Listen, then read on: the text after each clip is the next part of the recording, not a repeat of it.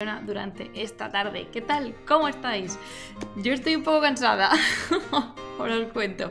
¿Cómo estáis? Hola Isiliela, hola Naim Jun, hola sacerdotisa. Pero bueno, 11 mesazos lleva sacerdotisa apoyando este canal de las plumas con su suscripción. Muchísimas gracias, sabes que significa un montón, me ayudáis mucho.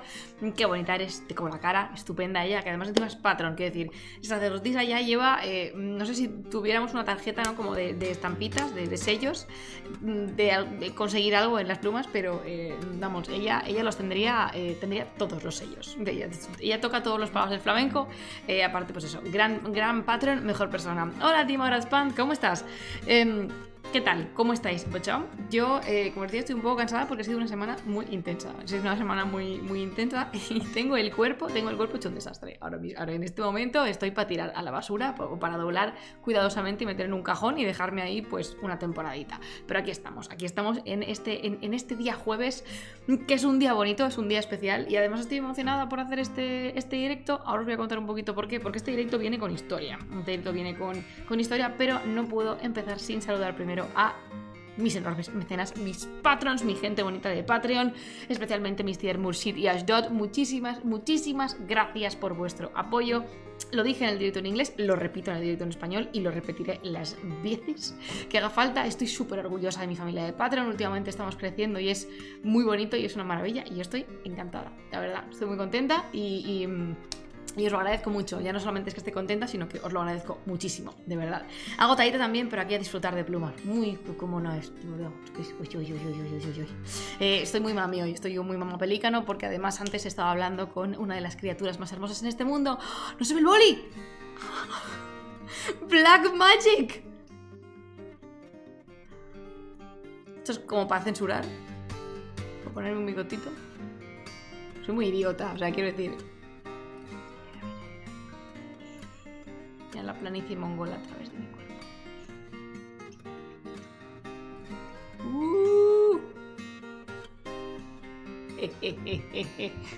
Es que me gusta mucho el color verde. ¿Yo qué le hago? Sí, pero de hecho, mira, se ve aquí. ¡Oh! Parece que está haciendo yo Magic, la bolita. Me siento muy poderosa. Esto es muy estúpido, pero estas cosas me hacen feliz. Que os decía que estoy con el sentimiento de mamá pelícano reforzado porque antes estaba hablando con una de las criaturas más hermosas de este mundo, que es Dani Jun de la clasicoteca que he dejado. Y nada, y pues hemos estado hablando y me ha dicho que se iba a pasar por el directo, no sé si al final podrá, pero se iba a intentar, sí señor. ¿Vosotros cómo estáis? Magia potagia, sí, magia borras. Nunca jugué con magia borras, por cierto, nunca lo tuve,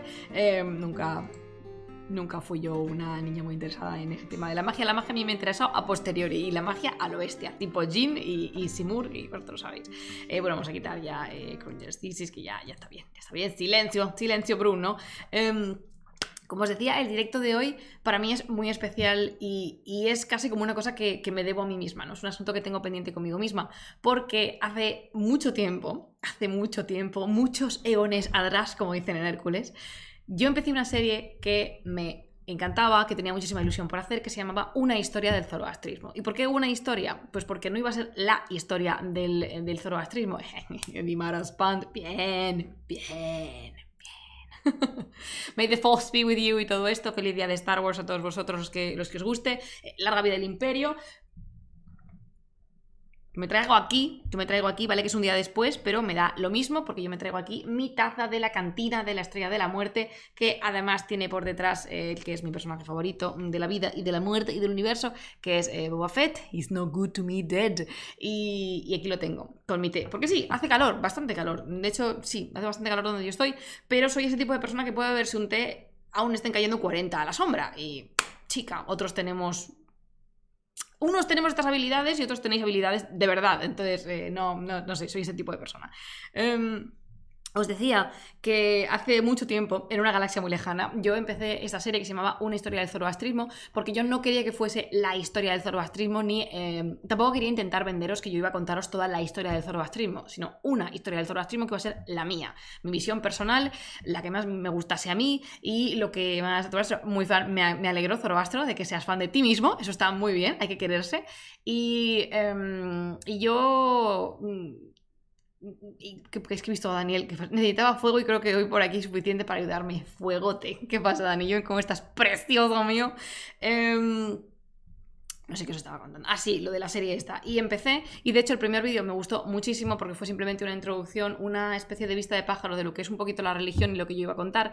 Y el segundo, que era este, trataba de uno de mis temas predilectos, que es la vida después de la muerte. Como veis... Bueno, como veis, no todavía porque no habéis visto nada, los que estuvisteis en el directo, si os acordáis o si lo habéis visto, sabéis que os hablaba de un periodo bastante tardío en la historia del zoroastrismo. Pero es que realmente a mí me apasiona este tipo de cosas. La escatología es una cosa que me gusta muchísimo y me apetecía hablaros de él, simplemente.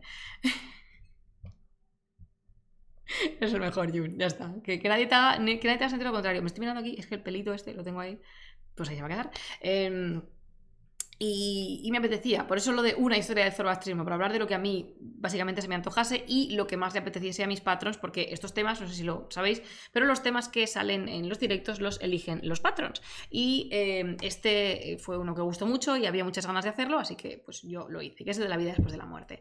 ¿Por qué lo estoy volviendo a hacer? Porque llevo meses prometiéndome a mí misma y diciéndole a los patrons que este mes lo voy a hacer y voy a hacerlo de nuevo. ¿Por qué? ¿Qué le pasa al anterior? Que de hecho es un directo que a mí no me gusta cómo quedó. Rara vez me pasa eso. Al principio sí que me pasaba más, pero... a ver, voy a ser muy sincera, ¿vale? Mamá Pelícano, muy sincera. Da rabia currarse un directo y que no venga nadie. Y en especial cuando es en su idioma que no es el tuyo. Es decir, a mis directos en inglés no viene casi gente. Pero es una cosa con la que he convivido siempre y ahora ya no me importa. Me da igual porque lo tomo de forma distinta, lo tomo como una práctica y pues mira, si alguien se quiere pasar a verlos en inglés, que pase. Pero es verdad que currarte un directo y que no venga nadie es una sensación bastante agridulce y para la que hay que prepararse mentalmente, hay que hacer mucho ejercicio de autogestión para no sabotearte a ti misma de cara a los próximos directos. Y en general yo nunca he sido una persona que se preocupara mucho por los números. De hecho, esto es una cosa que hago en mi tiempo libre y me da igual si me ven 30 o 300 personas, ya me da igual y nunca me ha preocupado en exceso el tema de la calidad, es decir, yo nunca me he exigido aquello que yo sabía que no podía conseguir, por ejemplo, que la imagen tuviera más calidad o que el audio escuchara mejor o que el internet fuera mejor. Cuando yo empecé en Twitch todo era un desastre, mi ordenador era muy viejo y yo no sé cómo tiraba Streamlabs, la verdad, no teníamos los overlays, micro no había, de hecho me compré el primer micro de mi corbata. Goku, ¿quién estaba aquí cuando Goku el primero, no Goku el segundo, cuando el primer Goku estaba, quién estaba por aquí? Porque creo que no estabais ninguno. De los que estáis ahora en el chat, yo creo que no estabais ninguno cuando el primer Goku se incorporó a este canal. Porque hemos tenido Goku primero, Goku segundo, hemos tenido a Zerafe y ahora tenemos a Luluyun. Madre mía, que de micros, pues soy la viuda negra de los micros. No me duran nada, no me duran nada. Entonces, nunca me había preocupado en exceso. Yo no, pero como lo vi en diferido, casi siento que sí estaba. En el fondo tú estabas siempre. Era el destino. Somos la nueva generación de Bachirrim. Sois la nueva generación. Sois la Brigada Brutal. Algunos sois muy mayores para pillar esa referencia, ¿verdad? De sois la Brigada Brutal. ¿Quién lo ha entendido? Perdón, he dicho algunos sois muy mayores, estaba pensando algunos sois muy pequeños para entender esa referencia. Pero si hay alguno que lo entienda, mis respetos y mi amor incondicional.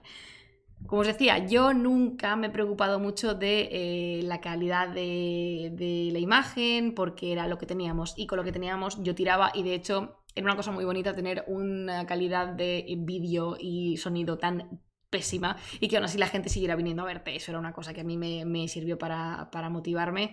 Es de La Princesa Prometida, me habéis fallado. Salid de aquí, os llamaré a la Brigada Brutal. Yo soy de la Brigada Brutal. Sois la Brigada Brutal. Ay. No podéis ser perfectos, bocha. O sea, ya sois muy estupendos, pero no podéis ser perfectos. Entonces, sí que es verdad que, sobre todo, a partir de tener a mis patrons, que gracias millones, porque desde la cámara que los patrons me ayudaron a pagarme, es la misma que seguimos utilizando a día de hoy, mayo de 2022, y funciona como un tiro. También gracias a los patrons pude incorporar los overlays, pude incorporar los diferentes micrófonos y mejorar la calidad del stream, porque eso es algo que siempre he estado buscando. Siempre hay que mejorar, siempre hay que mejorar y progresar. Y no me importa para nada, no me importa para nada la mala calidad de los vídeos anteriores. De hecho, cuando los veo no me da ni siquiera vergüenza. Es una cosa que veo con cariño, porque veo la evolución. Veo que ha habido una evolución y un cambio. Veo a gente que sigue estando conmigo, veo a gente que ya no está. Y no me da vergüenza que los primeros directos se vean, digamos, un poco peor que de los que se ven ahora. Sin embargo, eso se lo perdono a todos los directos, casi todos, menos a este. Menos a este de la historia del zoroastrismo 2. ¿Y por qué? A ver. Aquel de la historia del zoroastrismo, de una historia del zoroastrismo 2, todo estaba patas arriba. Digo, en mi vida, en general. Hola, Luna, todo estaba patas arriba. Me pilló justo cambiándome de casa. Y no teníamos set, tampoco teníamos el croma. Ya sabéis que a mí no soy muy partidaria de enseñar los sitios en los que he estado si he podido evitarlo. Siempre ha sido una pared detrás o no me gusta enseñar el sitio en el que estoy. Sí, soy una persona muy privada. Y hola, no soy Ros, ¿qué tal? Ya sabes, precaución, amigo conductor. Y no teníamos nada. No teníamos ni siquiera la cámara montada, el ordenador era un desastre, el micrófono era este Goku que habíamos tenido que reciclar porque estaba un poco roto, era todo un desastre, pero yo quise hacer el directo pese a todo porque me apetecía muchísimo hablar de este tema porque es un tema que yo le tengo mucho cariño. Y así salió, y de hecho Bob y yo ingeniamos una forma de que se tapara lo que yo tenía detrás. Creo que colgamos como una cuerda de tender por encima y pusimos uno de mis pañuelos, de hecho no cualquier pañuelo, el pañuelo de Journey lo pusimos por detrás, la cámara estaba como colgada de un sitio, todo era un desastre, ¿vale? Todo era un desastre y yo no estaba, es el único directo con el que no estoy contenta de cómo ha salido. Fíjate, estoy incluso contenta, me hacen gracia los que están partidos por la mitad, los que de repente se ha ido la conexión y ¡pum! Se ha caído todo, pero este no, yo no estaba contenta.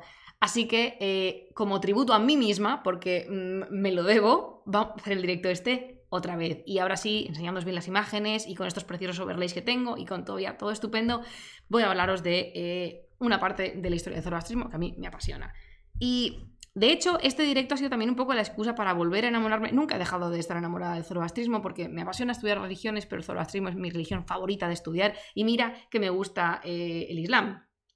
Mira que me gusta el Islam muchísimo, pero el zoroastrismo es diferente, mi relación con el zoroastrismo es muy distinta y hubo un momento de mi investigación en el que yo estaba muy vinculada al zoroastrismo porque Simur tiene muchas conexiones, no solo Simur sino el Shahnameh. Si habéis estado conmigo en las lecturas del Shahnameh sabéis la cantidad de cosas que hay que podemos bucear en el zoroastrismo para encontrar el origen de eso, ¿no? Y mira que la Vesta Sosainas, a mí se me hace muy bonito. A ver, es que aquí es cuando entras tú, Din Marospan, aquí es cuando entras tú en juego, y es que a mí de repente me apareció en la vida Din Marospan, que no solamente es patrón mío, no solamente es mecenas, sino que encima es colega, porque también es iranólogo. Y a mí eso me provocó dos sensaciones. La primera, una alegría tremenda, porque me encanta conocer iranólogos y me encanta nuestra disciplina, creo que es preciosa.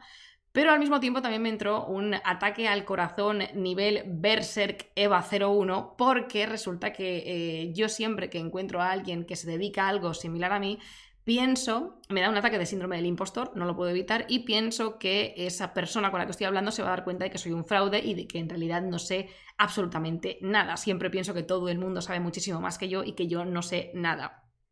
Aunque ahora me digáis, no, pero es que fíjate y tú y tal. No importa lo que me digáis, es un mecanismo de mi cerebro. Entonces, mi mecanismo de defensa erróneo es decir, pues ya no hago nada más sobre esto, ya no hago nada sobre el tema porque no estoy cualificada, mejor que lo haga otra persona. Que también me pasa con los directos sobre Mesopotamia. He hecho mucho trabajo en mí misma para poder dedicarme otra vez a ellos porque, bueno, pues tampoco soy experta en los alfabíes y os hablo de ellos sin parar porque soy una pesada.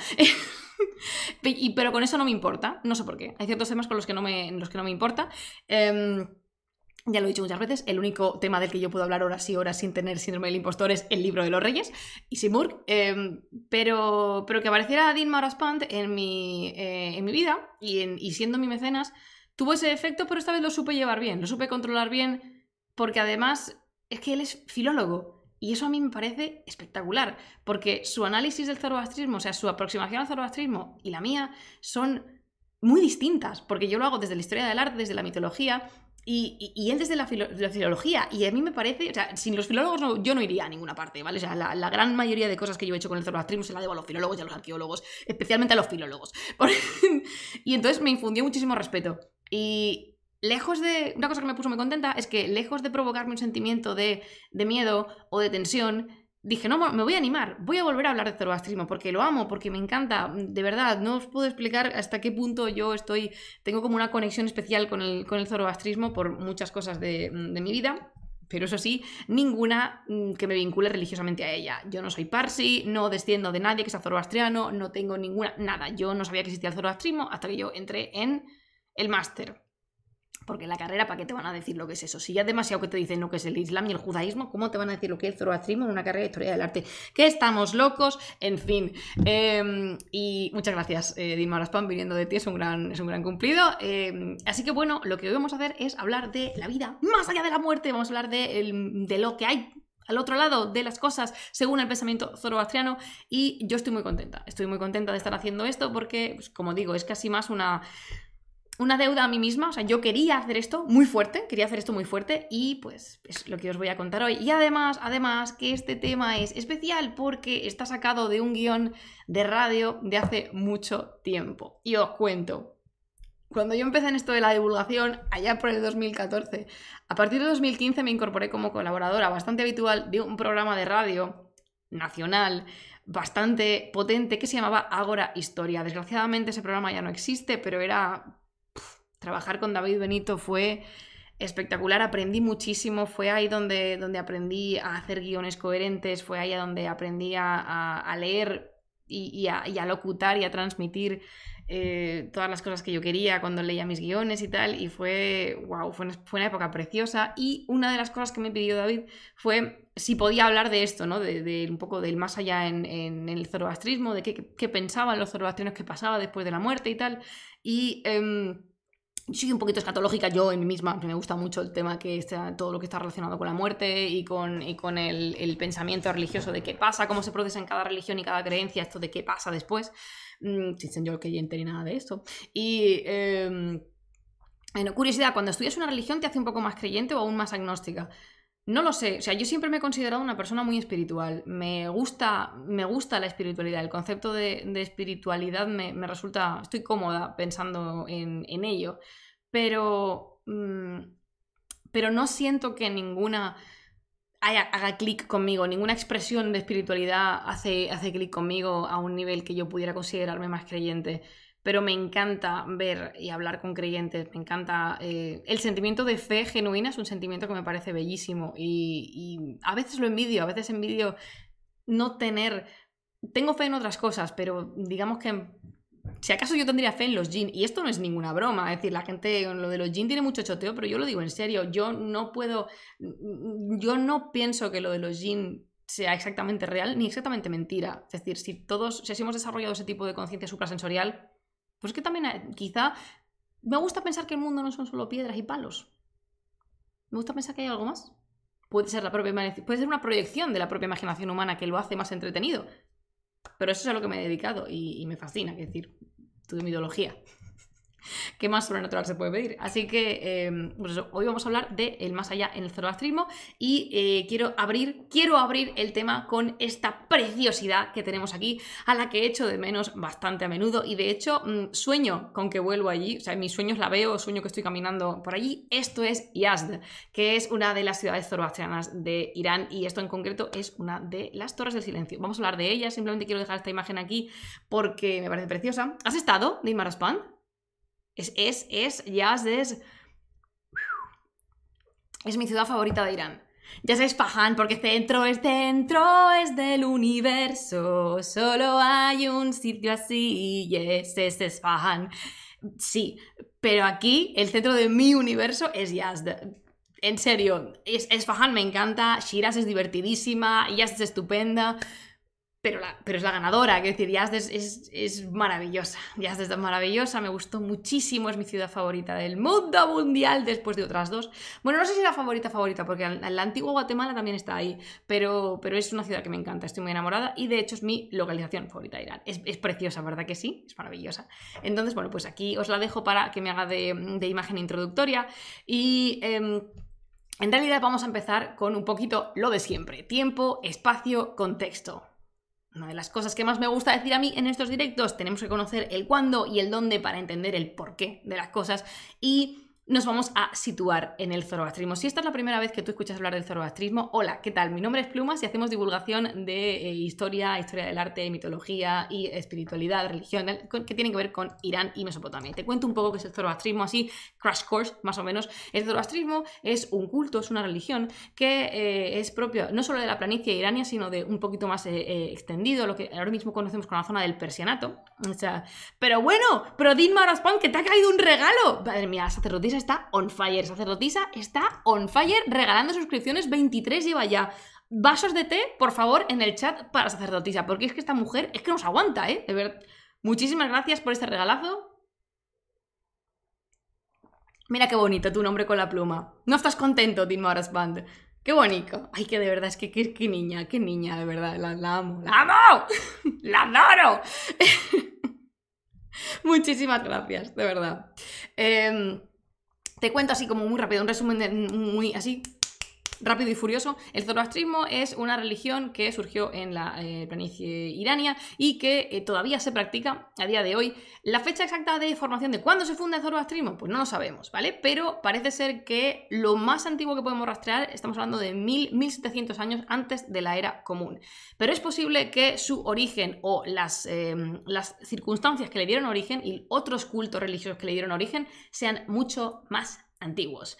Esta religión fue la religión de las élites durante el Imperio Aqueménida. Ojo, no la religión oficial, porque la religión oficial eso es un poquito complicado, pero la religión de las élites y la religión de los aqueménidas sí que fue el mazdeísmo. Mazdeísmo y zoroastrismo, para lo que ahora nos ocupa, es lo mismo, ¿vale? Ya entraremos en materia más adelante, pero es la religión de las élites con los aqueménidas y luego sí la religión oficial de partos y sasánidas.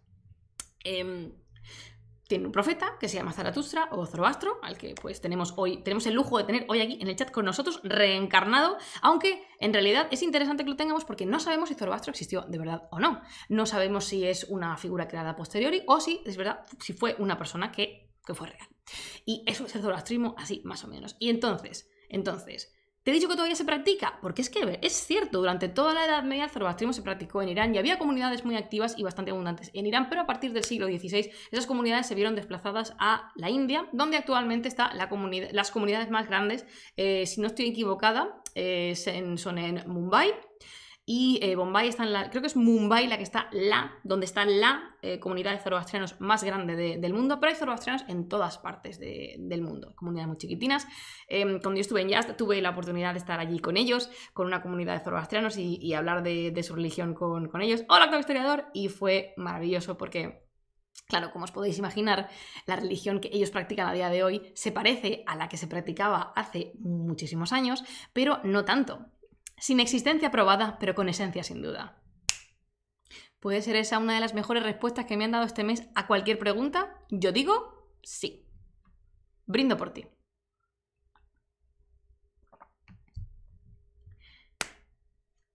Contexto. Como os podéis imaginar, la religión que practican los zoroastrianos actuales, a los que se llama Parsis, solo los actuales se les llama Parsis, ¿vale? Es decir, los de antes no son Parsis, los de antes son zoroastrianos, ¿vale? Las palabras son importantes, las palabras definen y plantean nuestras ideas, organizan nuestras ideas en la cabeza. Las comunidades, la religión que practican ahora los Parsis es diferente de la que se practicaba hace 2000 años y hace 2000. Zoroastro o Zaratustra. Yo le digo Zaratustra. En realidad yo le digo Zartosht, porque Zartosht es el nombre original en persa. ¿Sabéis cómo igual le digo a Darío Dara? Porque ese es su nombre en persa y me gusta más. Zoroastro es la versión grequificada, hecha griega. Pero realmente sería el nombre suyo 100%. Tampoco es Zaratustra, es Zartosht. Así como le dicen los persas, así como se dice en avéstico, así como se dice en persa medio. Bueno, en avéstico la verdad es que no sé cómo se pronuncia, porque nadie sabe cómo se pronuncia el avéstico, a no ser que Din Marozpand haya dado con el cadáver que tenía guardado en la garganta los fonemas y nos los pueda leer. Pero yo de momento, no. Los idiomas... ¡Idiomas, querida! Los idiomas del Irán antiguo, pues yo controlo el persa. Y decir que controlo el persa es ser muy generosa conmigo misma. Ya volveré a estudiar, lo prometo, ¡prometo! Entonces, ¿por qué digo esto? Porque las cosas han cambiado muchísimo. El zoroastrismo es una religión que está viva actualmente. Actualmente, o sea, imaginaos la cantidad de cosas que han evolucionado, que es natural, es un proceso natural para todo en esta vida. Lo que no evoluciona, se muere directamente, ¡puf!, desaparece. Pero la religión ha ido cambiando, se ha ido modificando y ha tenido muchísimas influencias de otras religiones, igual que ella ha influenciado a religiones vecinas. Entonces... ¿cuál es el problema de estudiar este tipo de afterlife? Bueno, ¿dónde nos vamos a situar? Nos vamos a situar en Irán, nos vamos a situar en la dinastía sasánida, en la dinastía persa sasánida, entre los siglos... Bueno, y después también, porque es que claro, a ver cómo os explico yo el quilombo este. Vamos a hablar de cosas zoroastrianas, sí, pero no tenemos fuentes hasta la llegada del Islam. Nietzsche escribió Así habló Zaratustra, que no tiene nada que ver con el Sartosht real. Siempre hay alguien que me menciona a Nietzsche, es normal, porque es probablemente uno de los primeros sitios donde aquí en Occidente oímos hablar de Sartosht, pero no tiene mucho que ver con el de Nietzsche, la verdad.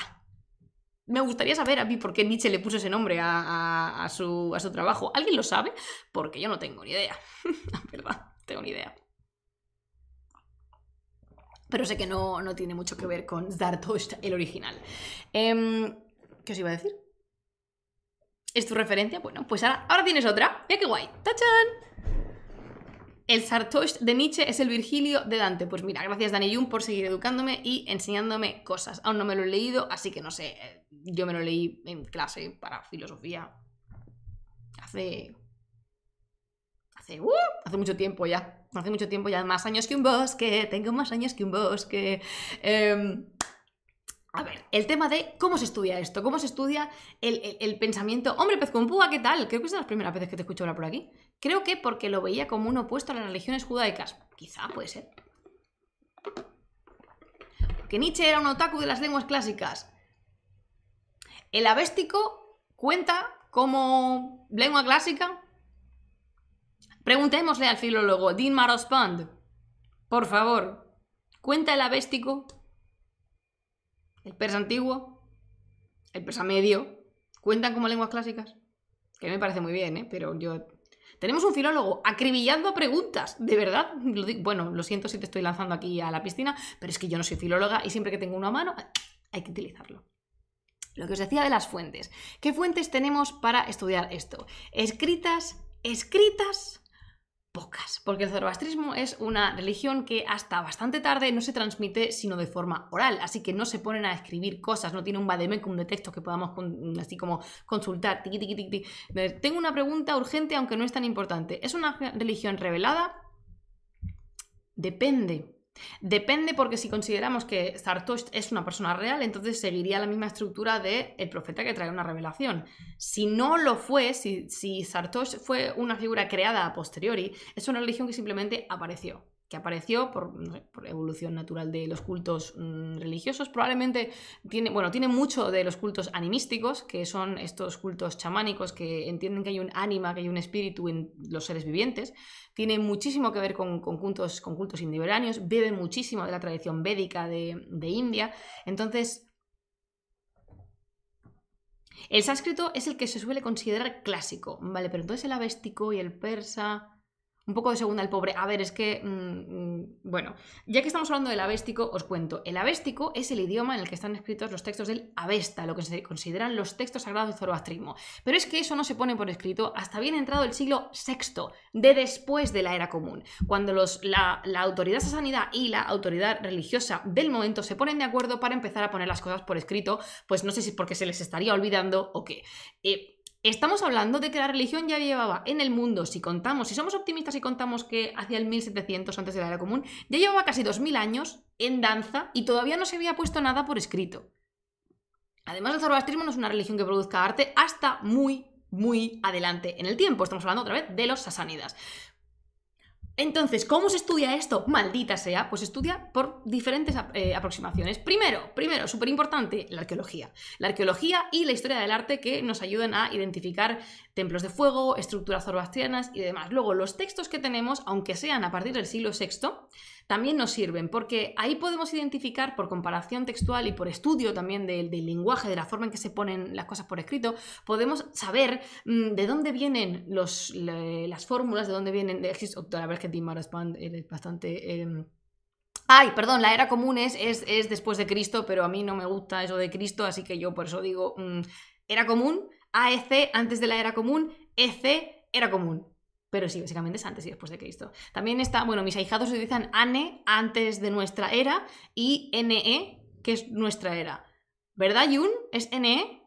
¿O es ANE seguro, pero la de después es NE, ¿no? Yo es que utilizo el EC. ¿Por qué? Pues porque me hace gracia eso de era común. Me hace risa, ya está, no tiene ningún misterio más. No pidas perdón, Luna, ¿ves? Luna es un gran ejemplo de que podéis hacerme preguntas en cualquier momento porque para eso estoy, maldita sea. Yo estoy acostumbrándome al AEC. Vente al club de la AEC, sacerdotisa. Tenemos galletas. ¿Cómo estáis en mis parlanchines, eh? Yo también, porque estoy súper contenta, estoy cansada pero muy contenta. Texto, estábamos hablando de texto. Comparación textual, hacemos también análisis de inscripciones, muchísimo análisis paleográfico y epigráfico, muchísimo. Y entonces, así es como nos podemos hacer una idea de lo que sucedía, lo que sucedió, como esas. Como fan de Gundam que soy, bien hecho, solo entiendo el Universal Century. Bueno, cada uno con lo suyo. Entonces, aquí viene una cosa interesante. Estamos hablando de... ya os he dicho, el tiempo, vamos a hablar de recopilaciones, pero que no se detienen solamente no son recopilaciones que se queden en el momento de auge de los sasánidas, porque os recuerdo que en el año 645 aproximadamente llega el Islam a Irán, y se establece el Islam y se establece el califato, primero el califato de los Umayyad y después el califato de los Abbasíes. Con lo cual la religión oficial empieza a ser el Islam, pero se siguen copiando textos y se siguen copiando manuscritos hasta bien entrados los siglos XI y XII y XIII y hacia adelante. De hecho, ahí tenemos manuscritos del siglo XVIII y así, para que veáis que no desaparece la religión, es que siempre está ahí. De hecho, la comunidad zoroastriana en Irán durante lo que aquí llamamos siglos medievales es muy antigua. ¿Por qué hago así los siglos medievales? En general, las etiquetas temporales que manejamos son etiquetas que se han creado en base a la historia europea y a veces no acomodan exactamente bien con algo que se salga de la historia europea, e Irán es el caso. Lo digo porque para mí la Edad Media no empieza en Irán hasta que no llega el Islam, por lo tanto yo meto a los sasánidas en esto que consideramos tardo antigüedad, aunque llegan hasta el siglo VII, y yo, por ejemplo, no considero que empiece la Edad Moderna hasta... que 1650 o algo así en Irán, con la mitad de lo que es la mitad del dominio de los safavíes. Estas etiquetas temporales nos ayudan a definir conceptos, pero en realidad tenéis que tener en cuenta que no funcionan todos exactamente bien, porque hablar de Edad Media en Irán, yo lo he dicho, yo utilizo el término medieval para que nos entendamos, pero no nos acomoda del todo. No es exactamente así. ¿Por qué? Porque es un término tomado de fuera que estamos adaptando a un concepto de dentro. Llevo 40 minutos de directo, no he empezado a leer el guión. Me voy a hacer un high five a mí misma. Toma. Pues eso. Ese es el contexto en el que... ¿cómo se aprende la historia? Olvidando la historia. Dilo más alto. Entonces, ahora que ya tenemos el lugar y tenemos el tiempo, vamos a estar tratando recopilaciones en su mayoría posteriores a la llegada del Islam, siglo VII, VIII y IX, de todas esas partes. Hola, historia crítica, tú llegas como Gandalf cuando te lo propones. Y como os comentaba antes, he dicho una palabra que está muy mal entendida en español, que es la escatología. Vamos a hablar de textos vamos a hablar de textos escatológicos. ¿Y qué es la escatología? Pues contrariamente al pensamiento popular, la escatología no es hablar de caca, ¿vale? La escatología no es hablar de cosas que den asco. La escatología es una doctrina teológica que se ocupa de los acontecimientos de después de la muerte. Y muchas tradiciones religiosas la comparten. El zoroastrismo no inventa la rueda aquí. Y lo que es muy interesante es que al ocuparse de los asuntos de después de la muerte, de forma última se ocupa del destino final de la humanidad, si es que lo tiene, y de la historia, si es que lo tiene. ¿Por qué? Porque, os cuento, el zoroastrismo evoluciona muchísimo y al principio, en una etapa bastante más primigenia, es una religión que contrapone el orden y el caos. Orden y caos, pero coexisten, cohabitan. Y esto influencia muchísimo a las religiones monoteístas que tiene alrededor. Porque el zoroastrismo, quizá os han contado esto alguna vez, no es monoteísta, es enoteísta, que quiere decir que hay una cabeza en el panteón, que es Ahura Mazda, y debajo están otras criaturas, por ejemplo los abundantes inmortales, que son 6 grandes y yo los adoro, o un poquito más por debajo los yazatas, que los yazatas son espíritus y para mí la leche en vinagre, ¿vale? Los yazatas son probablemente lo más chulo que tiene el zoroastrismo porque son divinidades menores pero increíblemente poderosas. Entre ellas, Anahita, la Beyoncé del panteón zoroastriano. Me voy a morir diciendo esto. Es que... sí. Anahita es maravillosa, ¿vale? O sea, no es monoteísta, no. La palabra es enoteísta, con H al principio. Enoteísmo. Divinidad principal, divinidades menores, pero todas son igual de importantes. Hay una jerarquía, obviamente, pero... ahí están. La concepción del tiempo del zoroastrismo cambió de forma bastante notable. Al principio, como os digo, al ser orden contra caos, el tiempo se convertía de forma cíclica. Todo iba cambiando en un estado, por ejemplo, imaginaos día y noche, muerte y resurrección, algo así. Se muere una planta, pero luego sale otra, en un constante círculo, pero en su época más tardía el zoroastrismo está muy influenciada por las 3 grandes religiones monoteístas que son judaísmo, islam y cristianismo. Y esto hace que del círculo se separe, como es que se abre el círculo y se aplana en una línea recta. En una línea recta que tiene, por lo tanto, un principio y un final. Y ese final, ahí es donde acaba la historia y donde acaba el tiempo para el zoroastrismo. Si queréis un directo sobre la concepción del fin del mundo en el zoroastrismo, dejádmelo saber, porque además tengo un capítulo en un libro hablando justamente de eso, del fin del mundo en el zoroastrismo, que es un tema que me encanta. Y este final del zoroastrismo, en esta religión se concibe como algo natural, como una conclusión natural, porque... este final de la historia y este final de los tiempos se ubica como... ¿Cómo os lo explico? Es como el canal mediante el cual se va a llevar a cabo la última batalla de todas entre 2 grandes entidades que son Ahura Mazda y Angra Mainyu.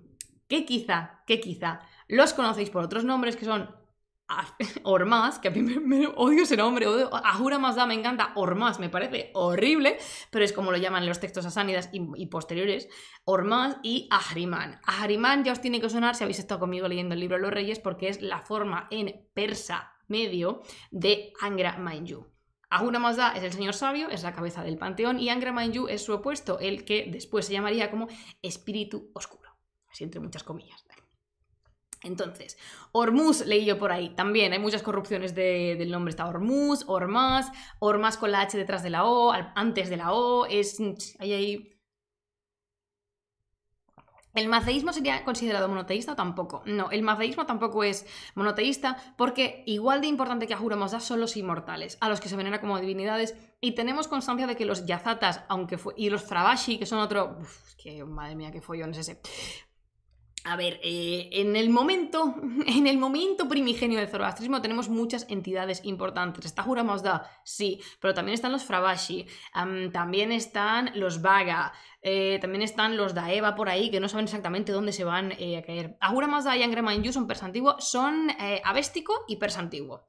Inicialmente son avéstico, pero luego en el persa antiguo los encontramos, por ejemplo, en las inscripciones de Persépolis, Ahura Mazda aparece como Ahura Mazda. Bueno, lo dicho, que tenéis un filólogo. ¡A por él! ¡No os cortéis, bochón!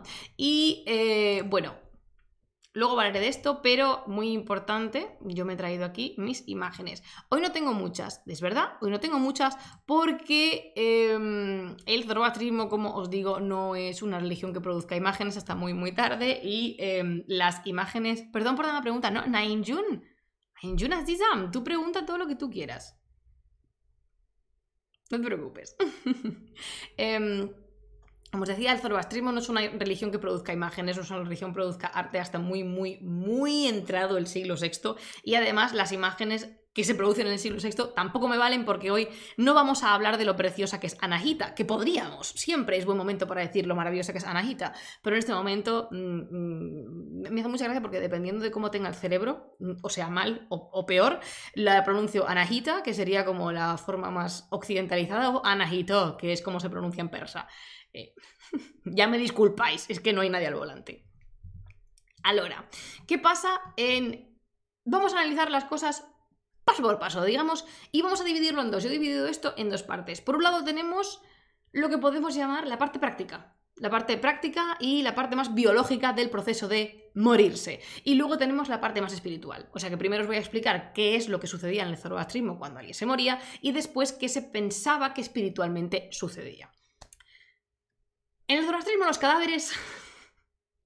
Especialmente lo de las personas virtuosas, y llegaré a explicar esto porque me parece súper interesante, en el zoroastrismo los cadáveres son considerados focos de impurezas y de contaminación, y no es recomendable estar cerca de ellos una vez la persona ha fallecido. ¿Por qué? Por la cantidad de humores malignos que se acumulan dentro, inherentes al proceso de descomposición, así que...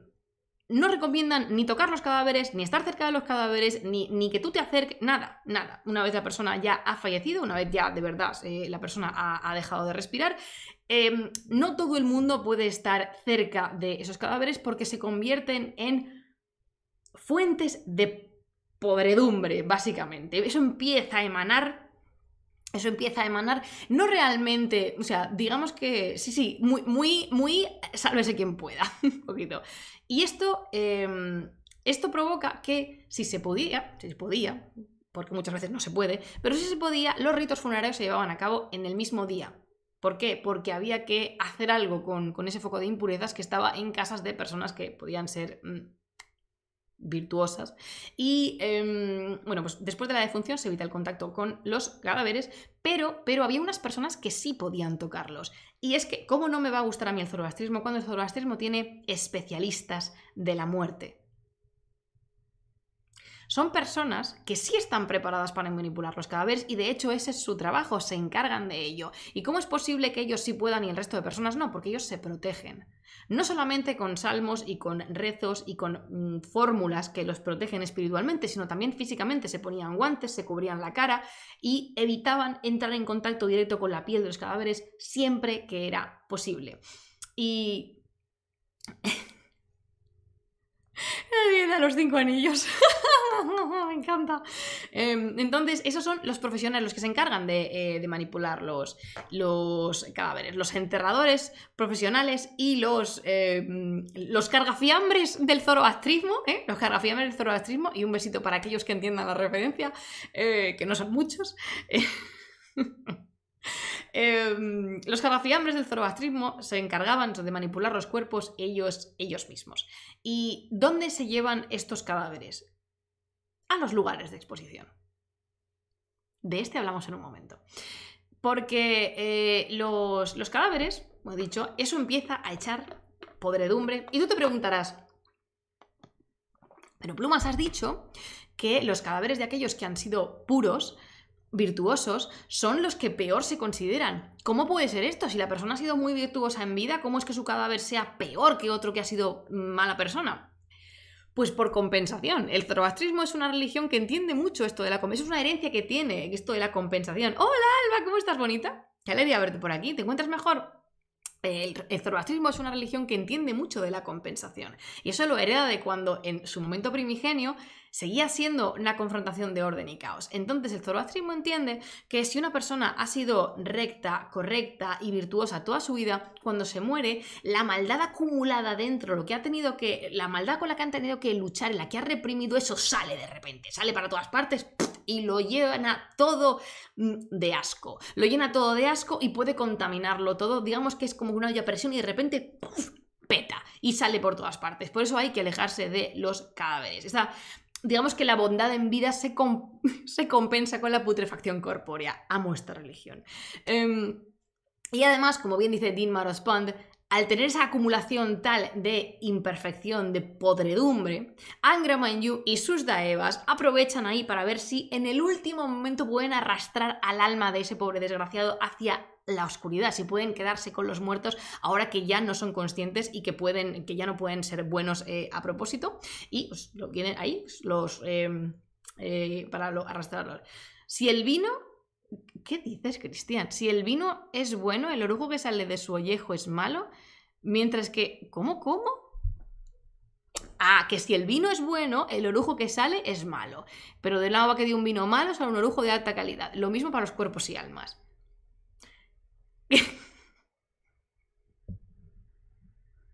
¿A que vosotros esto no lo sabíais? Pues yo tampoco. Es que es maravilloso. ¿Has visto? Me parece maravilloso. Es el aprendemos juntos, vamos, tal cual. Te pasas la vida haciendo cosas buenas según tu código moral y encima eres un apestado luego. No, es apestado tu cadáver. Ahora vamos, que sigo para adelante. La alergia es culpa de Angra Mainyu. A ver, de Angra Mainyu no empecéis a culparlo de todo, que yo lo tengo que defender un poquito.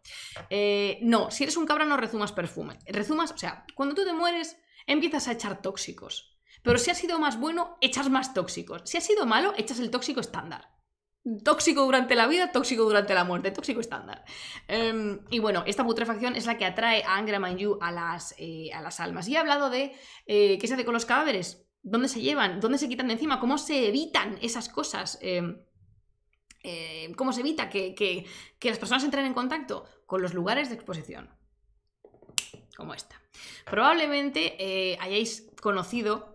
Quizá os suene de algo el nombre de unas construcciones que son las Torres del Silencio, que hay muchísimas en India y, por ejemplo, esta de aquí, es una de las Torres de Silencio de Yazd.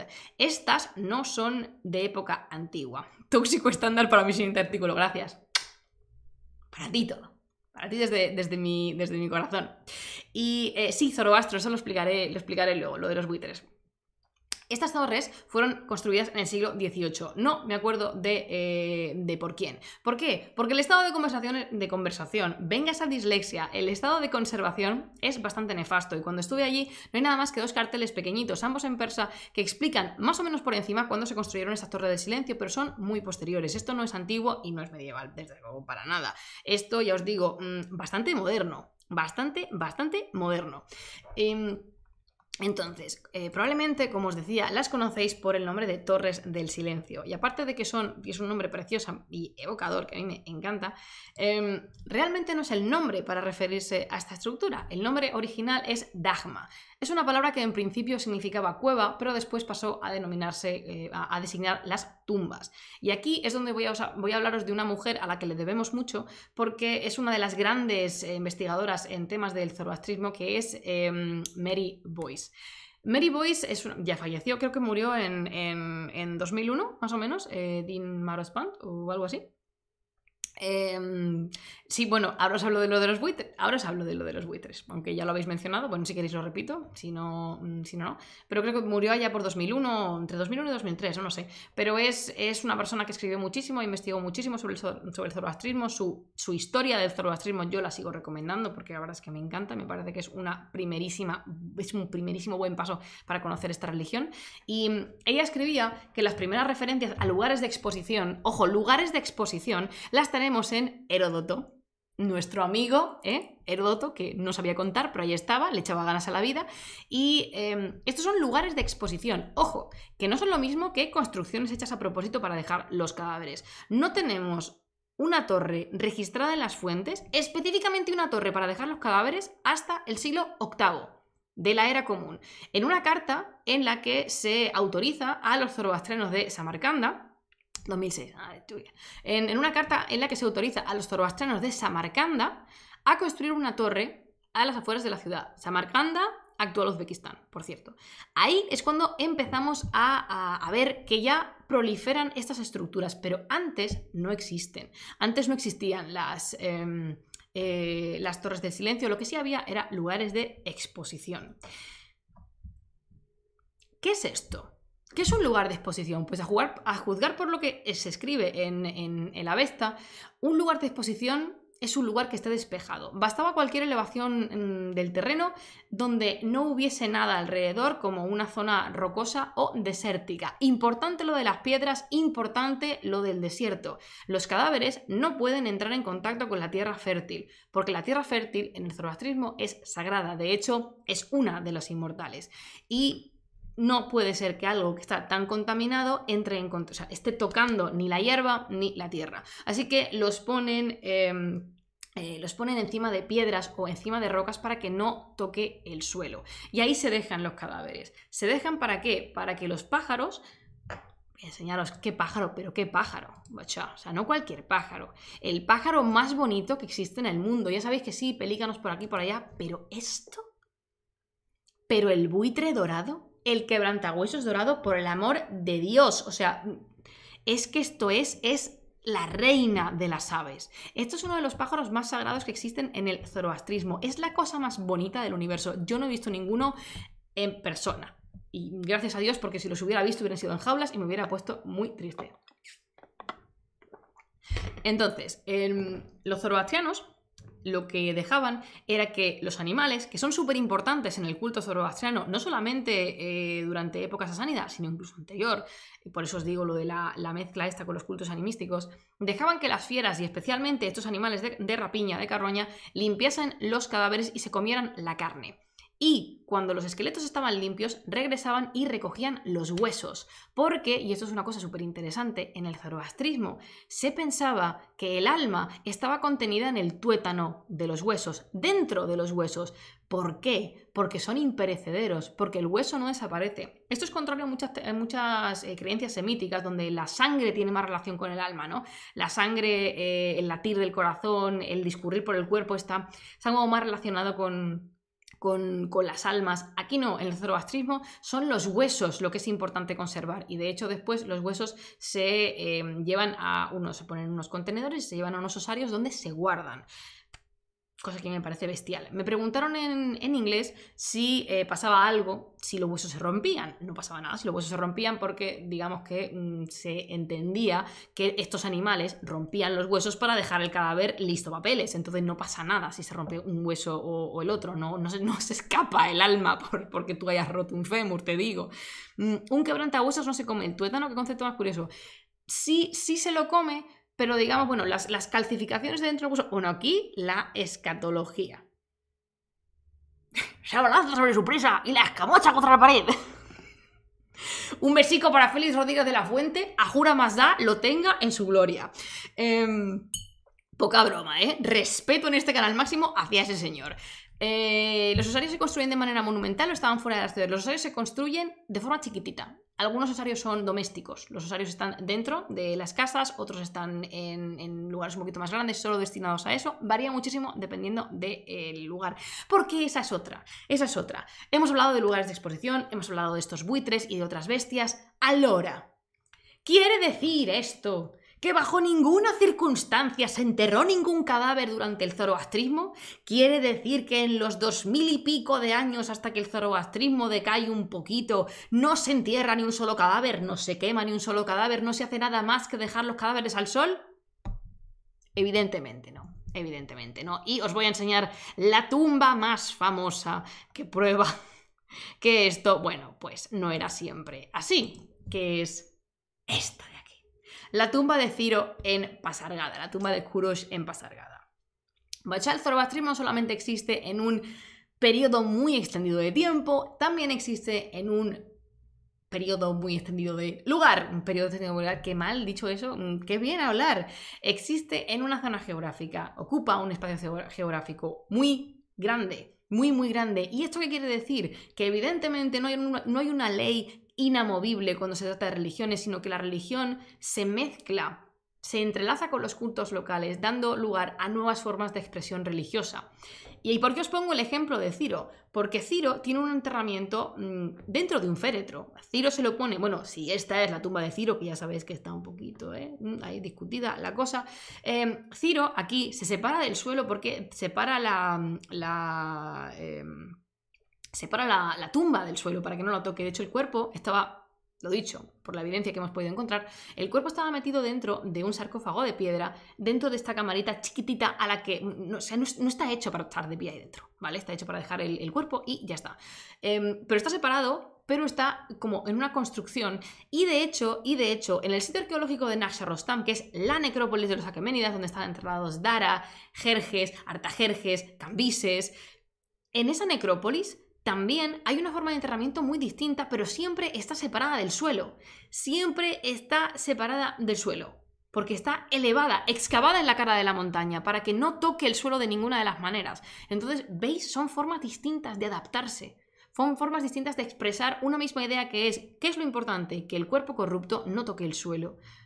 Pero lo hacemos de distintas maneras. Y eso son las élites, son las tumbas de las élites, son las tumbas de los reyes de reyes. Imaginaos la cantidad de lugares de enterramiento y formas de enterramiento que no conservamos de las clases populares, de círculos culturales que estaban lejos de las capitales, de las provincias. Estoy hablando, pues, por ejemplo, de lo que pasaba en Egipto, que enterraban y momificaban a sus muertos. Estando bajo dominio de los sasánidas y dominio de los aqueménidas, se seguía momificando. Lo que pasaba en Lidia, lo que pasaba en Tracia, lo que pasaba en Bactria, en Sogdiana. Hay muchísimas... ¡Hombre, David! ¡Cuántísimo tiempo sin verte! ¿Cómo estás? Madre mía, qué gozo verte por aquí. Madre mía, cuánto tiempo sin verte.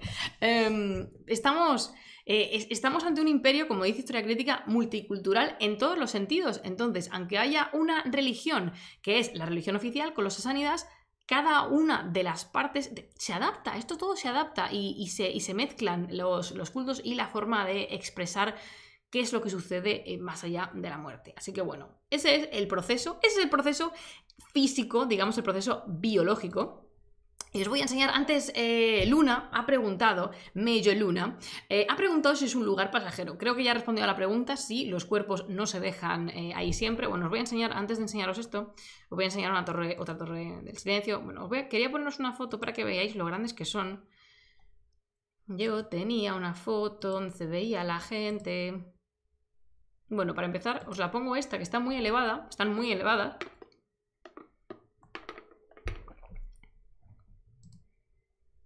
Y luego os quería enseñar esta, para que veáis a la gente.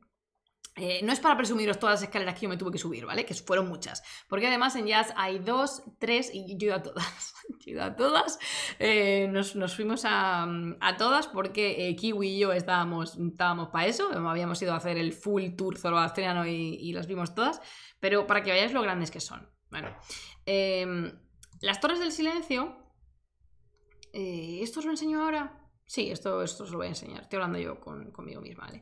Cuando se hacen súper populares también las Torres del Silencio es cuando, a partir del siglo XVI y XVII, las comunidades de zoroastrianos en Irán, bajo dominio de los safabíes, son empujadas a India, y es donde las comunidades de parsis empiezan a... como que toman la Torre del Silencio como parte de su propia identidad religiosa. Y de hecho, esto es un grabado de la Torre del Silencio de Bombay, que es muy chiquitita en realidad. Es muy pequeñita, pero aquí el señor Brown, que es el autor, hizo un grabado. ¿Es este? Sí. Hizo varios grabados explicando cómo funcionaban en uno de sus viajes en India. Entonces, como podéis ver aquí, todo tiene una disposición circular y esos pequeños rectángulos que están dispuestos alrededor del foso, entre comillas, central, de la parte central, ahí es donde se dejaban los cuerpos. Es donde se dejaban los cuerpos, y el suelo no es plano, sino que el suelo está inclinado hacia adentro. ¿Y a dónde va todo eso? Pues eso va... hacia donde se inclina, hacia el foso central, que es esto de aquí. Este es el de Yazd. Ojo, este es el de Yazd, este no es el de Bombay. ¿Eso qué es? Eso es un espacio donde va la guarrería, porque un cadáver despide muchísimos fluidos, bocha. No, ojalá no los hayáis visto nunca, ¿vale? Pero despide muchísimos fluidos, y si se lo están comiendo los buitres, pues no te digo yo. Entonces, el suelo está inclinado de forma que la marranería se pueda toda ir ahí abajo, y eso luego se limpia. ¿Quiénes lo limpian? Los profesionales de la muerte, porque como digo, están protegidos. Sí, para desaguar, para que el sitio esté, para que sea salubre también. esto es una práctica que el hecho de que sea una práctica más moderna, o sea que a partir del siglo IX empecemos a ver construcciones que son específicas para dejar los cadáveres, también nos habla un poco de saneamiento de las ciudades, porque tener los cadáveres en las ciudades es algo que es un foco muy grande de enfermedades, que todo es muy útil, en el zoroastrismo todo es muy práctico y todo es muy útil. Por cierto, Din Marospan, si estoy diciendo alguna barbaridad, no solamente te pido que me corrijas, te insto a que me corrijas, porque por favor, eso pide poner un chiringuito a mitad de camino con té, leche fermentada y dulce de miel para recuperar fuerzas. Bueno, Cristiano, lo sabes bien, ¿eh? No sé si todo eso, pero una botellica de agua, menos mal que nosotros sí que llevábamos, porque madre mía, subimos un rato, ¿eh?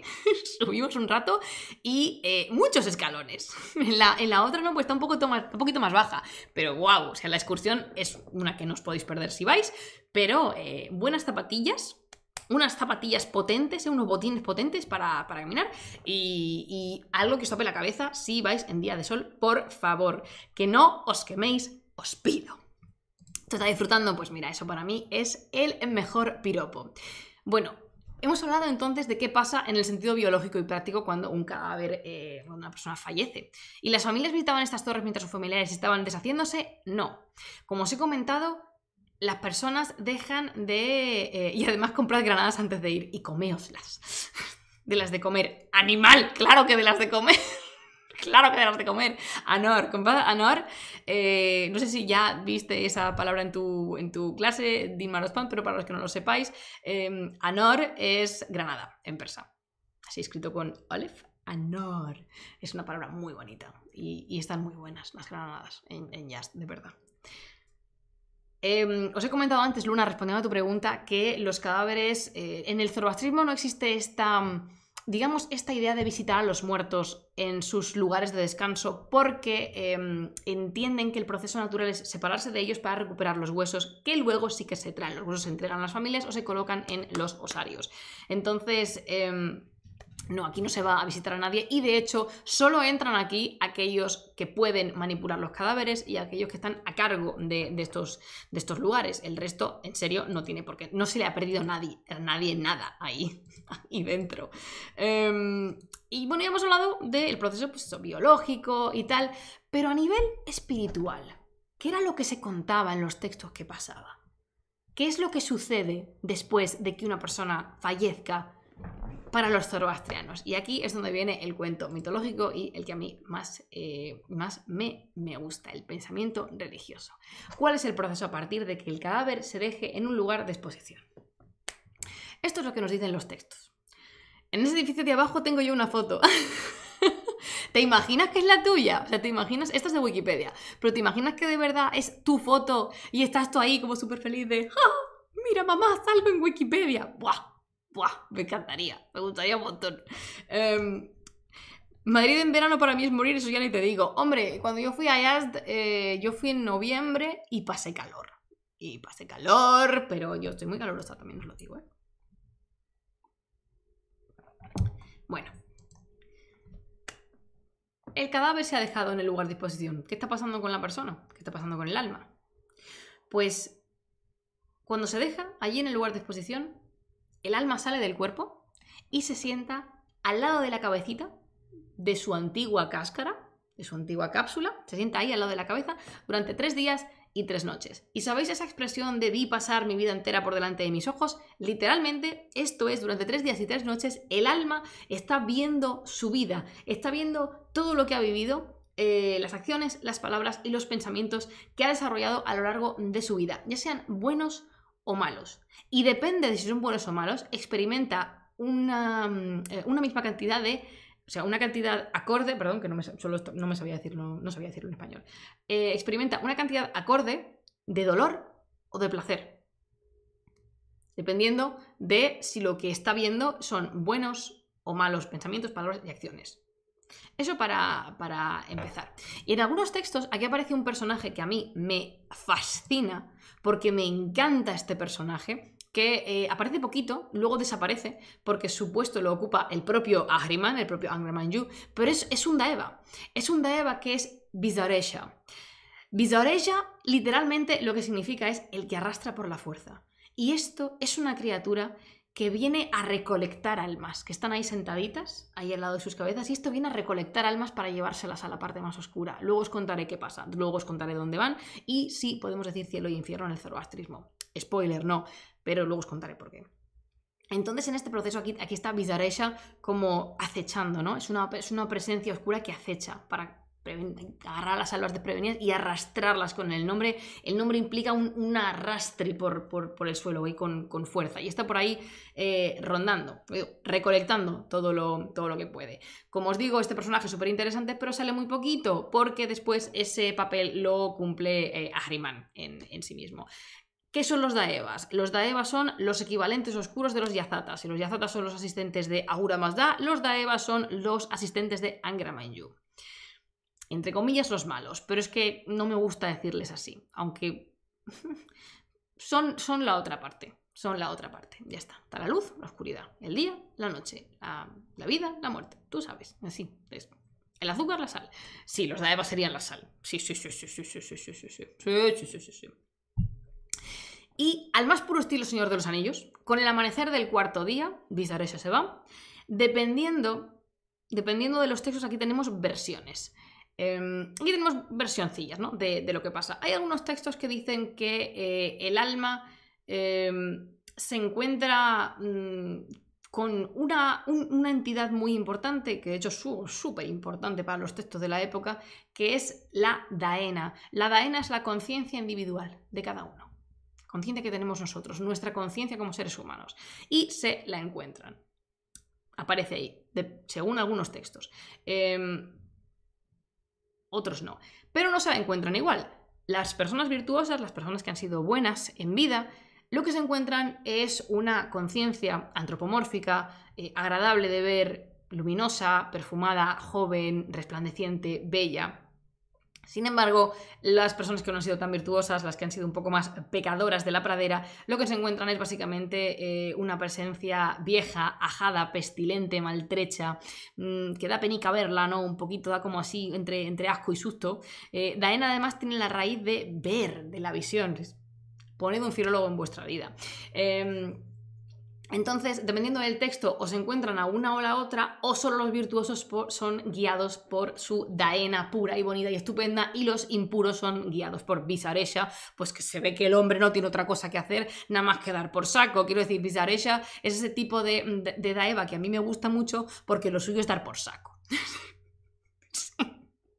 Está ahí dando por saco hasta el mismísimo final, y a mí eso me fascina. Y se los llevan, la Daena o Visaresha o quien sea, se los llevan. ¿Y se los llevan a dónde? Os voy a llevar, bocho, al que es el lugar más hermoso de la Tierra. Es la cosa más bonita jamás concebida en esta geografía. Y mira que en el mundo hay sitios bonitos, pero para mí esto es otro rollo. Bienvenidos al monte Damavand. El monte Damavand es la montaña más alta de Irán, son más de 5.000 metros de volcán dormido. ¿Y por qué es importante aquí? Porque en el zoroastrismo en general, pero en la vida más allá de la muerte en particular, la montaña sagrada tiene un papel fundamental. Es el axis mundi, lo que sujeta el mundo entero, lo que hace que el mundo pueda existir es una montaña. Esta montaña sirvió de inspiración para crear la montaña cósmica por excelencia, que es Hara-Berazaiti en avéstico, Harati en persa medio. Y Harati es la cima del mundo. El monte Damavand es una pasada. ¿Dónde está? Os lo voy a enseñar. Que siempre mapa, siempre mapa. Aquí está. Estoy un poquito mal, pero os hacéis una idea.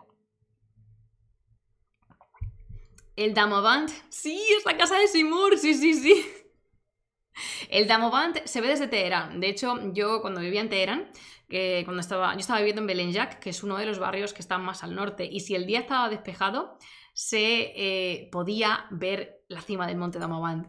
Y no os podéis imaginar, con el amor y lo importante que es esa montaña para mí, lo que yo experimenté cuando la vi desde mi ventana la primera vez. Jurado que creía que me moría. De la alegría, de la felicidad. También se veía el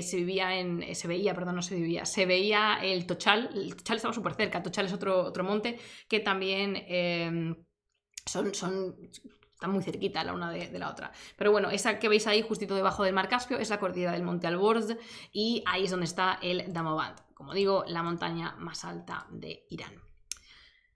Es que, bueno, esto ya lo comenté en el directo que hice sobre jardines en Mesopotamia, pero la importancia del paisaje, o sea, es que no sabéis hasta qué punto es importante el paisaje, la naturaleza que tienen alrededor las sociedades, porque es que determina de qué forma se desarrollan, ya no solamente a nivel de recursos, sino a nivel espiritual, a nivel conceptual. El paisaje coexiste con ellos y hace que las ideas se ordenen de una manera. Hay un concepto del que habla Henri Corbin, que es un estudioso, bueno, era un estudioso del principio del siglo XX. Hola, ¿qué tal? No soy Ross, me alegro de que hayas llegado bien. Que habla de la geografía visionaria y de la localización en el espacio y cómo los seres humanos nos ubicamos en el espacio.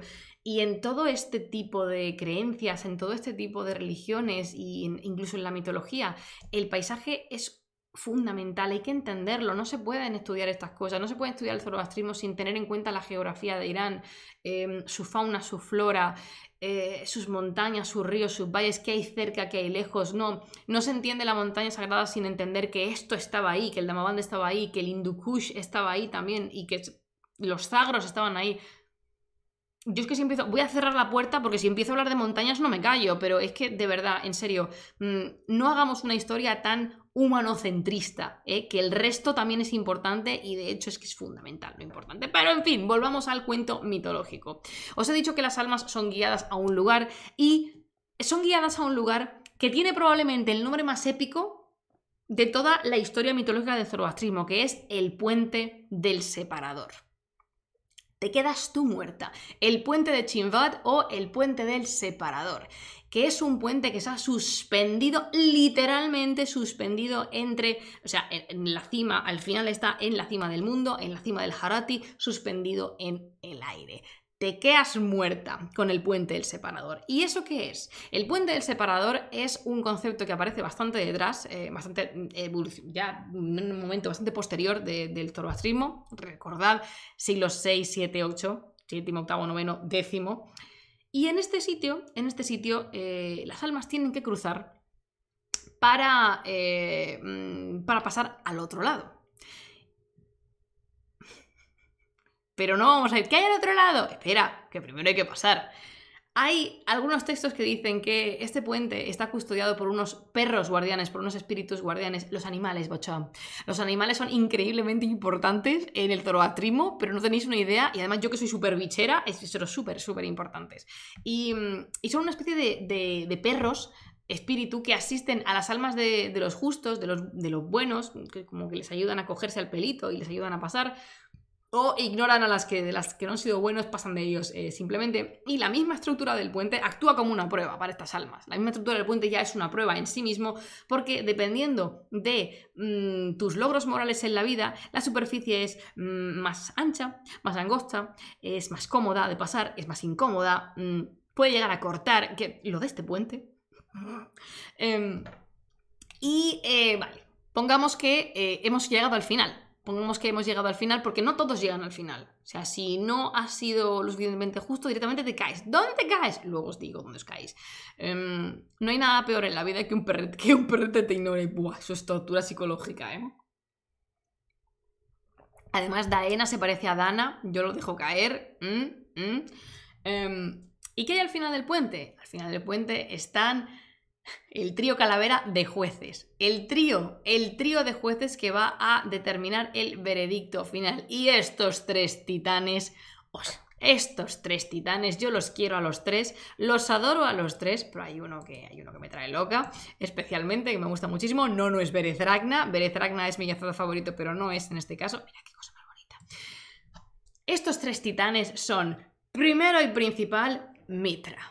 Mitra, yazata solar y representante del pacto, lo que representa el pacto que las almas hacen con Ahura Mazda cuando nacen, cuando vienen a este mundo. A uno de sus lados aparece, que él les ha estudiado la etimología del puente y dice que es el puente del apilador. Mira, lo leí.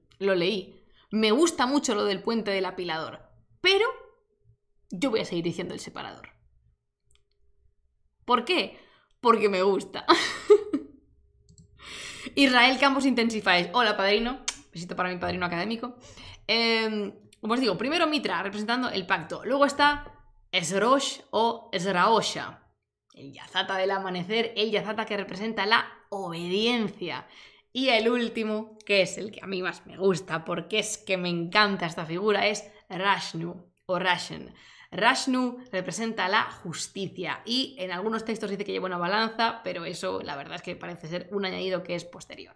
Ahí estos tres jueces juzgan, hacen lo suyo y dependiendo de su veredicto, ojo, el veredicto se basa en logros éticos, no en cosas que hayas acumulado en la vida. No. Aquí buenas palabras, buenas acciones y buenos pensamientos. Buenas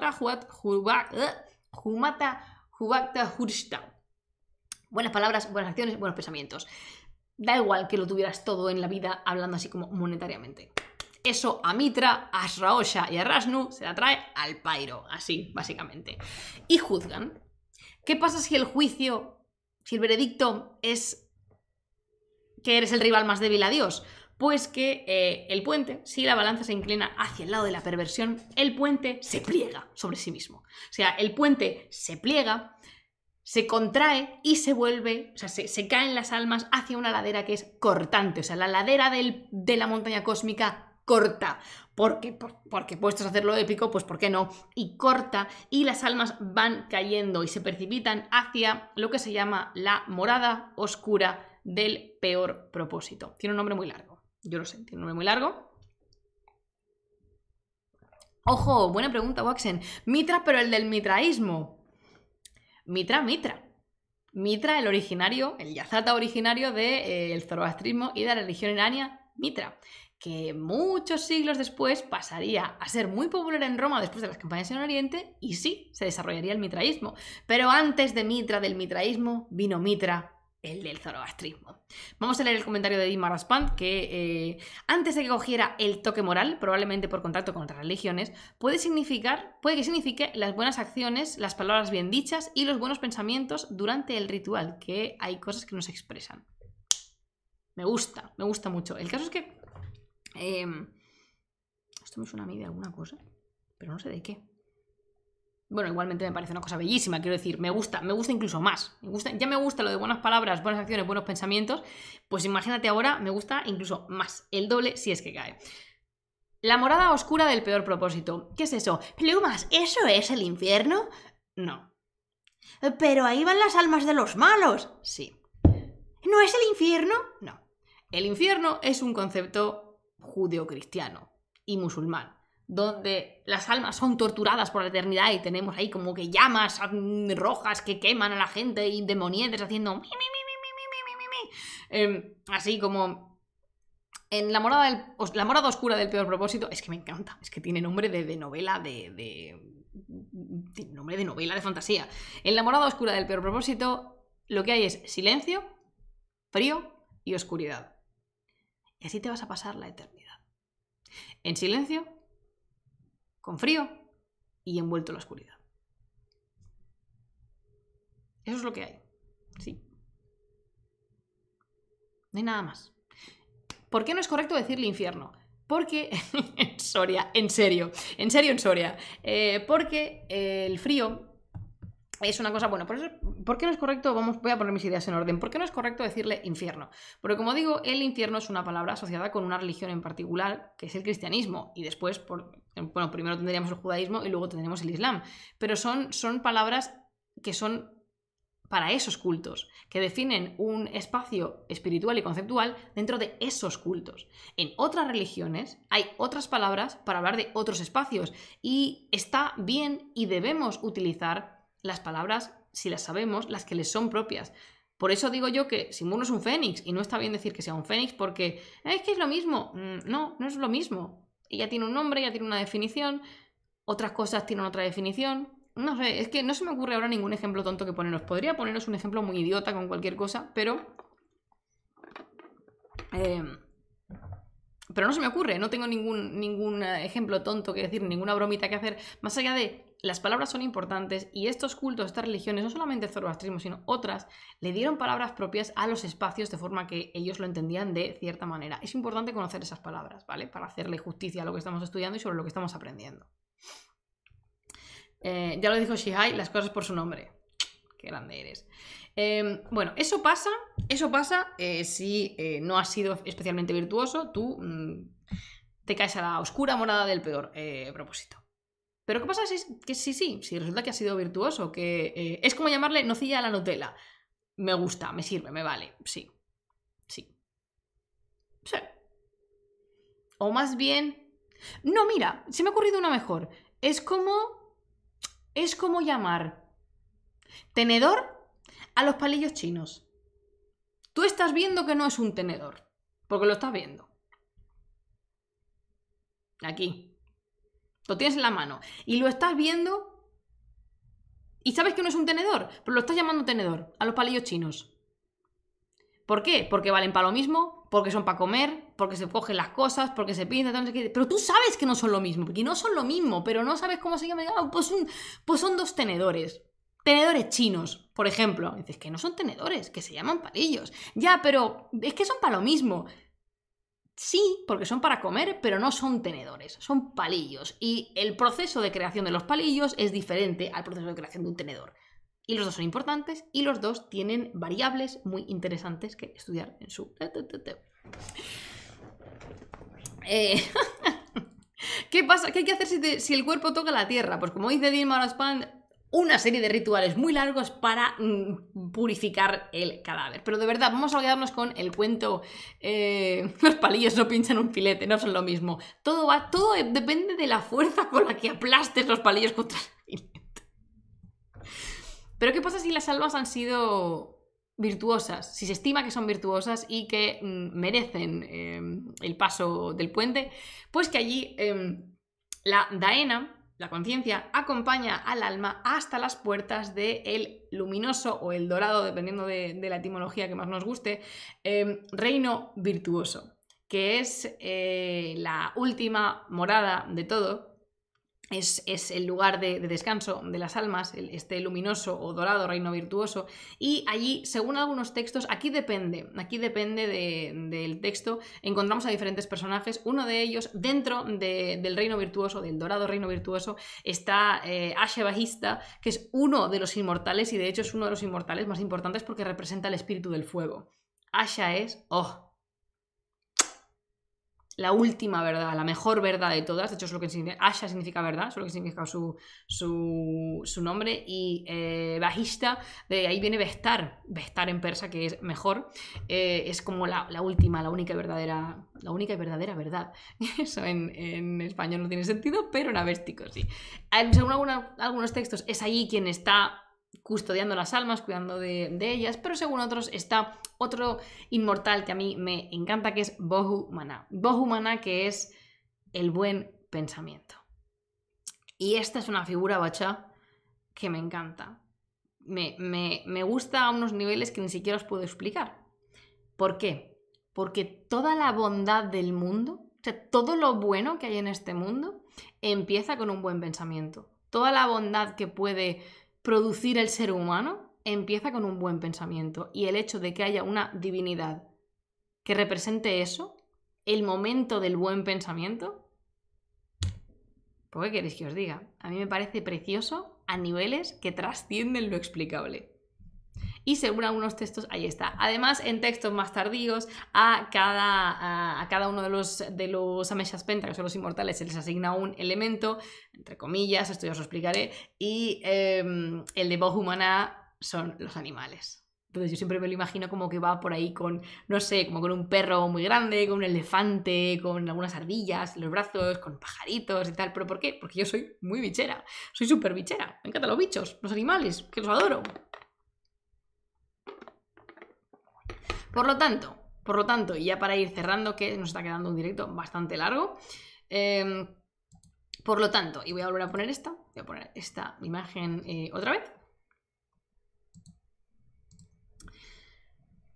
Si hay alguna conclusión con la que os tenéis que quedar en el zoroastrismo, es que la vida el final de la vida individual, el final de la vida de cada persona, no es sino un reflejo a menor escala de lo que va a ocurrir cuando se acabe la existencia, cuando este tiempo, que ahora es lineal, en este momento de la historia, en el zoroastrismo se considera lineal, cuando llegue a su fin. Eso es lo que va a pasar, porque la vida cotidiana, digamos que también es un reflejo.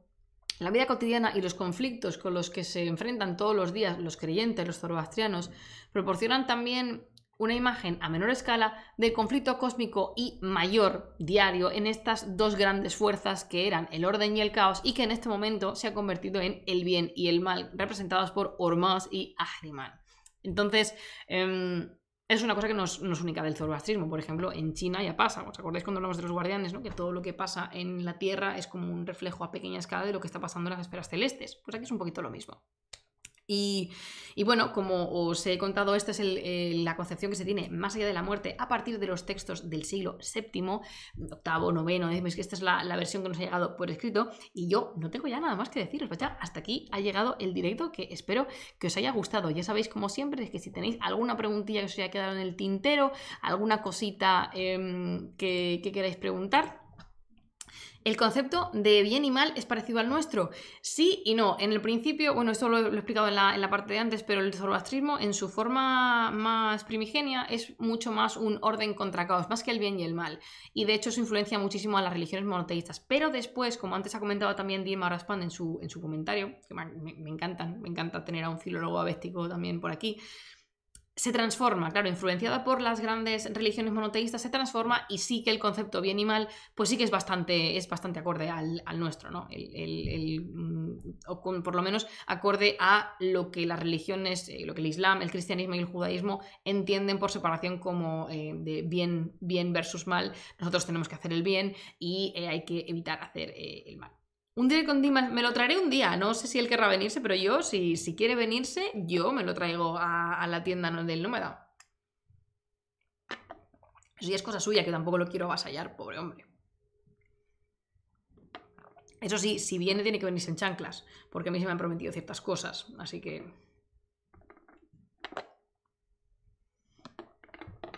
Qué rica el agua. Me alegro que te haya gustado, no soy Ross. Yo estoy muy contenta de haber hecho este directo otra vez, ahora con los overlays y con un setup ya decente y con todas las fotos y tal. Sí, me he quedado muy contenta. No voy a decir que ¡ay, me lo he quitado de encima! No me lo he quitado de encima, lo he hecho porque yo quería y disfrutar. Entonces, hola, Pretzlatsky, he llegado para escuchar los últimos 5 minutos, tendré que ver el resto en otro momento. No te preocupes, pero es que ya sabes que los directos se suben todos a YouTube, o lo puedes ver porque lo voy a destacar aquí en Twitch, así que lo que a ti te apetezca. Todo es hablarlo, como tú quieras. Así, Sam, gracias, Dani Jun. ¡Que te como la cabeza! ¡Ay! ¡Qué bonito es el zoroastrismo! ¡Maldita sea! Y bueno, macha, pues hasta aquí el directo de hoy. Muchísimas gracias por estar conmigo aquí en esta tarde de zoroastrismo y animalitos, porque siempre animalitos. Ya sabéis que yo si no pongo un animal en el directo, pues como que no soy yo, como que hay algo que me pone triste. Pero sí, es gracias a vosotros por venir, de verdad. Zoroastro, ¿qué tal? ¿Te ha gustado? ¿Te has visto reflejado en este...? Bueno, tú ya no estabas en aquel momento, si estuviste alguna vez, pero ¿qué tal? ¿Qué te ha parecido? Desde el punto de vista de alguien tan importante como es el profeta de una religión, ¿qué te parece? ¿Cuál es tu veredicto? Haz de mitra, aquí para todos nosotros.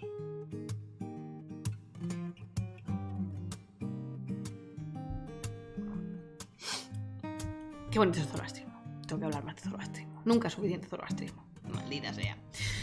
Pues eso, Bachak, muchísimas gracias por venir. Un directo más, estoy encantada. Muchísimas gracias otra vez a mis patrons. Algún día agradeceré el contenido.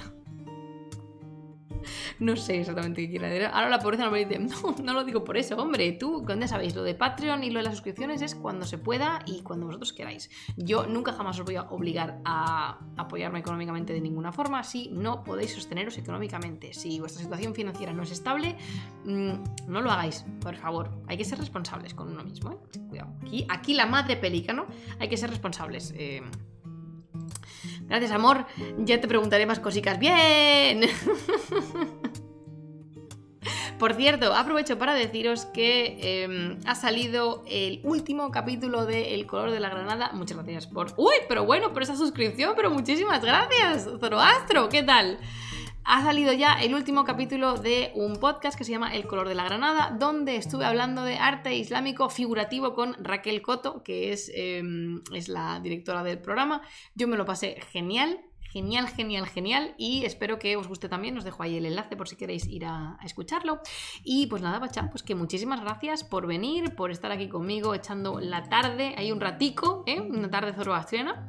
Y pues eso, que nos vemos la semana que viene con, con más Libro de los Reyes. Pero bueno, de verdad, es que esa sacerdotisa, es que eres muy bonita, maldita sea. 24 suscripciones lleva ya regaladas. Yo es que no sé qué voy a hacer con ella, nada más que comérmela a besos cuando la vea y estrujarla tan fuerte que vamos, que igual le voy a hacer una lesión permanente. Así que no había visto que era un regalo sacerdotisa. De verdad, como estaba hablando de lo económico, pensaba que había sido... Es que de verdad, qué bombón. Qué bombón, qué bombón, qué gran corazón. Na, na, na, na, na. Ya me he puesto el día, así que me uno al directo. Ah, perfecto. ¿Ya te has puesto al día? Madre mía, pero dime ahora, ¿no has acabado de mí hasta el colodrillo? O sea, ¿te has papado 20 y tantas partes del Shahnameh en no sé cuánto tiempo? Ya tenéis ganas, ¿eh? Tenéis ganas de jaleo, leo. Que de verdad, ¿cómo sois? ¿Cómo me gusta que os guste tanto el Shahnameh? Lo digo muy en serio. Yo también estoy living porque es que lo que se nos viene encima... ¡Hacha lo que se me viene encima! ¡Madre mía! Mira, no soy Ross. Sigue activo el comando Hanana. Y por cierto, el comando gente está disponible. O sea, que hace un montón que no lo usáis, pero sigue estando ahí. ¿Vale? O sea, yo lo digo porque me hicisteis ponerlo y yo me debo a vosotros, pero ahí está el comando gente para que lo uséis. Me tengo que traer un día a la lista. Y os explico bien cuáles son los... son todos los comandos que tenemos disponibles. Y nada, bacha, pues que muchísimas gracias a todos, que os quiero mucho, que nos vemos la semana que viene y como os digo siempre, acordaos de explorar, de crear, de explorar y de divertiros mucho. Hasta la próxima vez que nos veamos, yo os digo, ¡Jodafes!